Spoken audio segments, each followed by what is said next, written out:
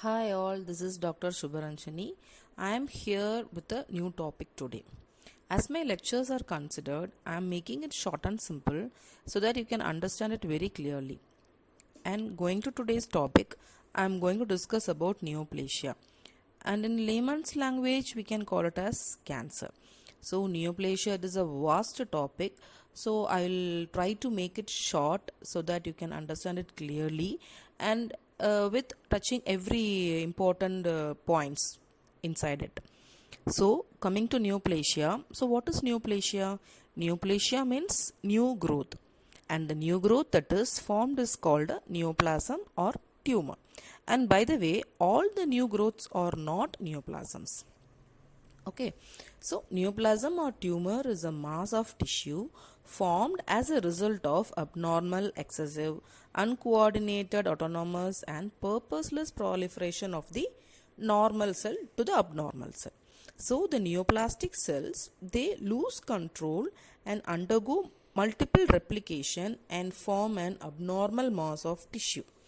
So the neoplasm, it is divided into two. It is benign or malignant. Okay, so benign are those which grows very slowly and are localized without causing too much difficulty to the host, whereas malignancy, they proliferate very rapidly and spread throughout the whole body and eventually cause the death of the host. All tumors, they have two basic components. They are parenchyma and supportive stroma. So parenchyma are the proliferating tumor cells which determines the nature and the evolution of the tumor. When coming to supportive stroma, it is composed of fibrous connective tissues and blood vessels, which gives the framework of the tumor to grow. So everything which has to grow should have a support. So this support is given by the connective tissues and the blood vessels.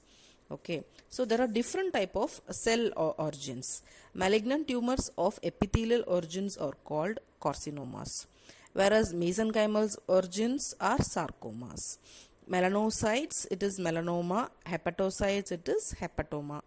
And with lymphoid tissues, it is called lymphoma.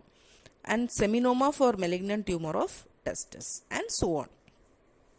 The tumors which have more than one cell line are called mixed tumors. So such as teratomas in general.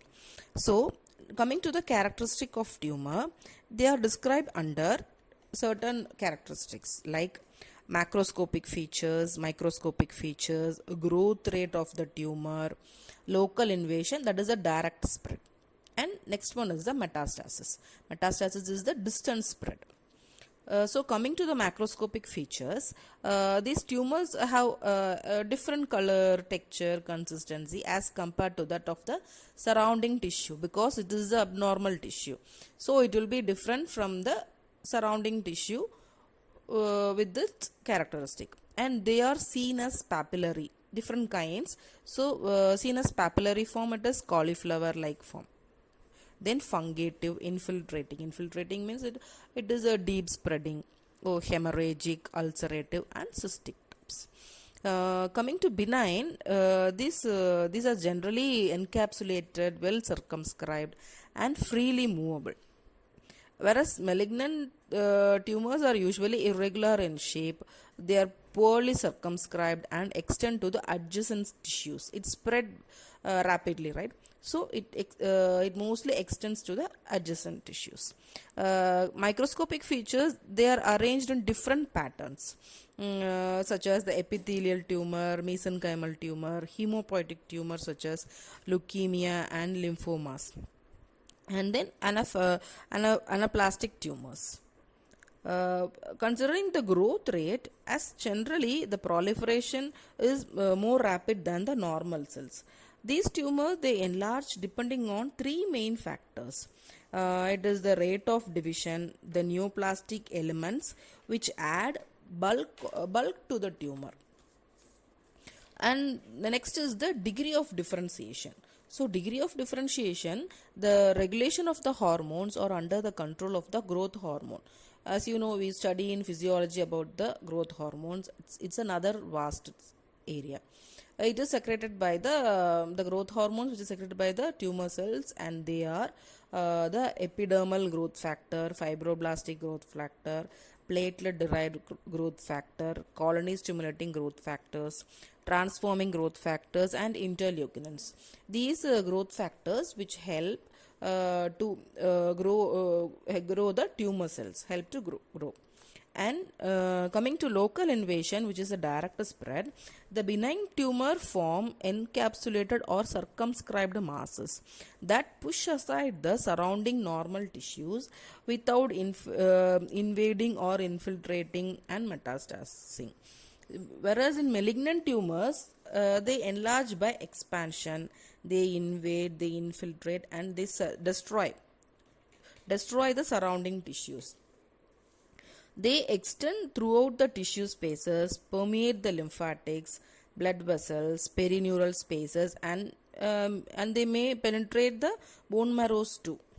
And then coming to metastasis, it is a distant spread. No, it is not interconnected, but it is linked.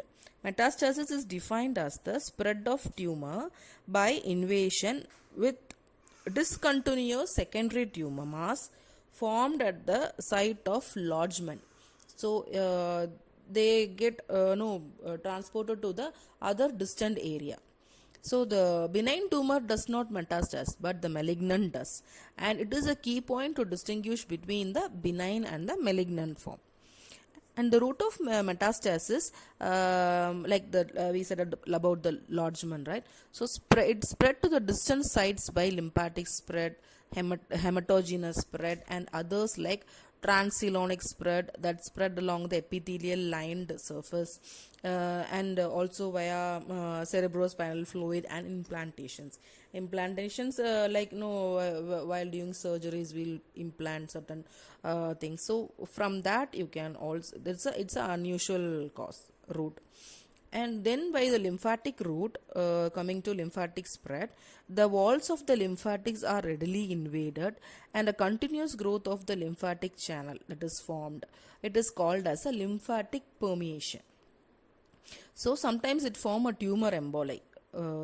When it is spreading to certain areas, it can also form a emboli. So metastasis not happened in the nearest lymph node. Sometimes it doesn't happen to the nearest. Why? Because due to the lymphatic anastomosis, which is called the skip metastasis.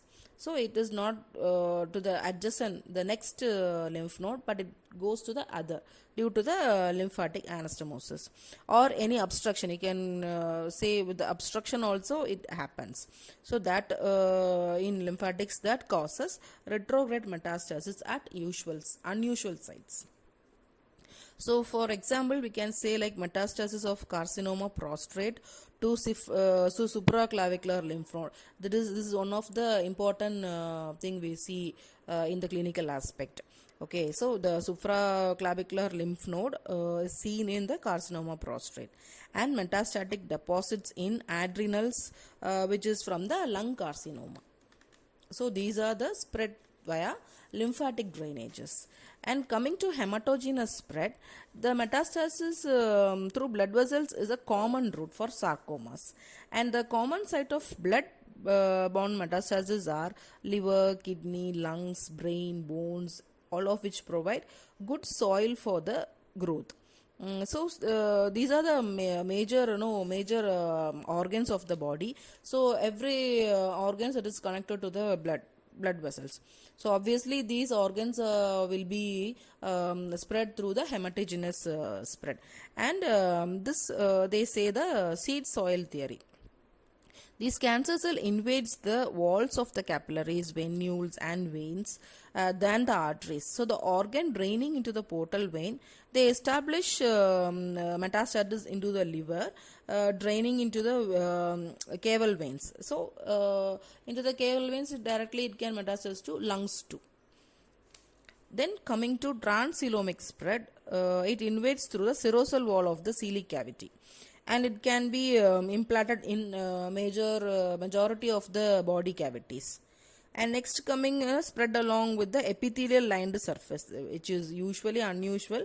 However, malignancy spread through fallopian tubes from endometrium to ovaries and vice versa, and then through cerebrospinal fluid, which is common. And implantation, it is a rare cause of spreading.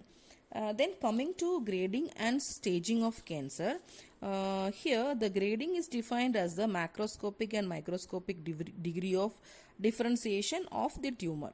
So, when while grading, we have two basic important histological features: the grading of anaplasia and the rate of growth. Based on this, we have the gradations like grade 1 to 4. So, grade 1, it is well differentiated cells, and grade 2 with moderately differentiated with 25 to 50% of anaplastic cells, and grade 3, it is well defined with 75% of anaplastic cells, and grade 4, it is poorly differentiated or anaplastic with 75%, more than 75% cells. And coming to the staging, the extent of the spread of cancer can be assessed by three ways. Mainly, as you know, by the clinical examination, the routine blood investigations, and the pathological examination of the tissues. If you have a tumor, we will do a biopsy. So, by the pathological examinations of the tissues removed, we can do it.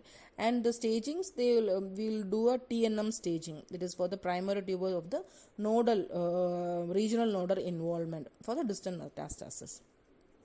And next one will be the AGC staging, where there are no stages from 0 to 4. They have the divisions, and the three components that preceding the system would be primary tumor, nodal involvement, and distal metastasis. And the etiology and pathogenesis of the neoplasm, where the predisposing epidemiological factor that includes number of endogenous host factor and exogenous environmental factors. Now, this is the first one. And second, you can say like carcinogenesis, like chemical, physical, hormonal, and biological substances which induces the cancer producing agents.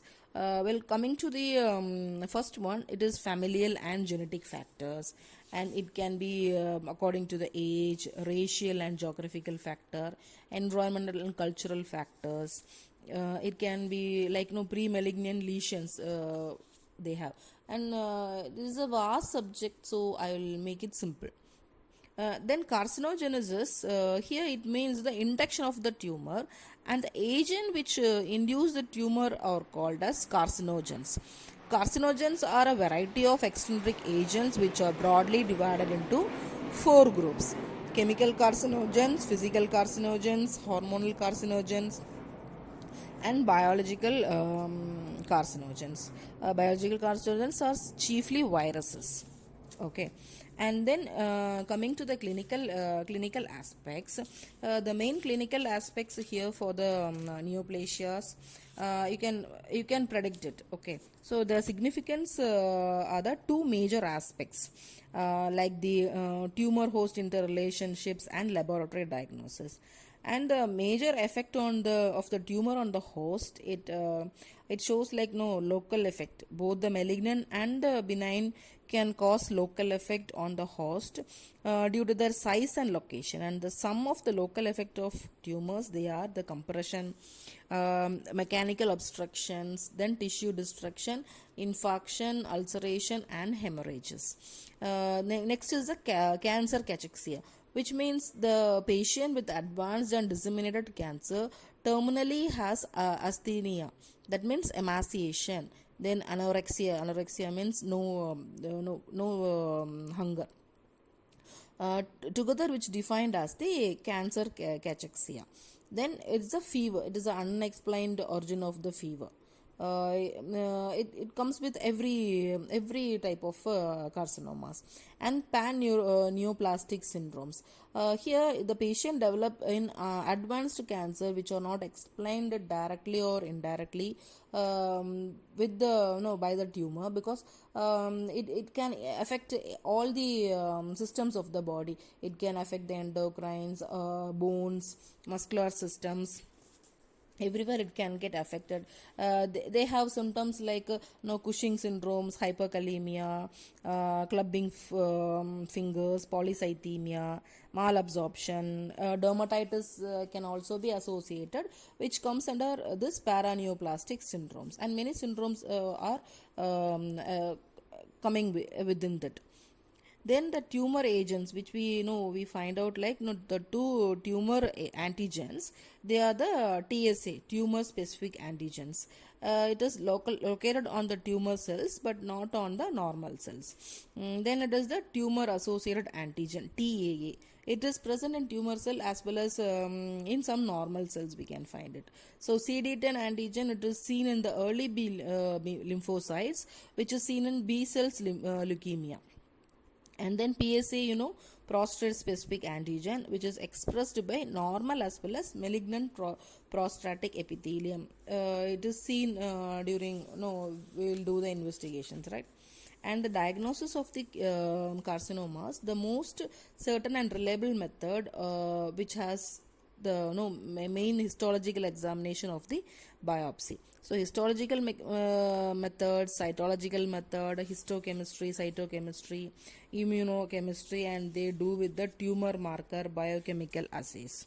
And many modern aids in tumor diagnosis, in addition to the method the described above, there are other diagnostic methods for the diagnosis, like flow cytometry, in situ hybridization, hybridization, molecular diagnosis techniques.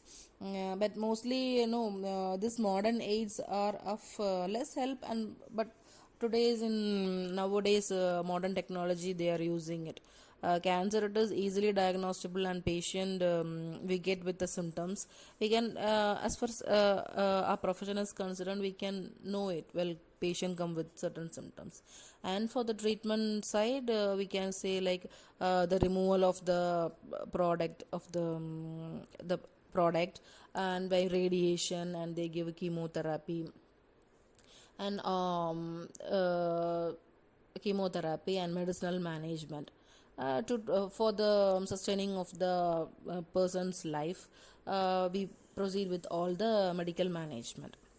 So this would be about neoplasia, and this is a very short, and I made it very short so that you can understand it, and it will be very useful for a exam purpose. And if this would be for the essay, but when coming to the short answers, it has to be in very detail regarding the specific topics, so we can look into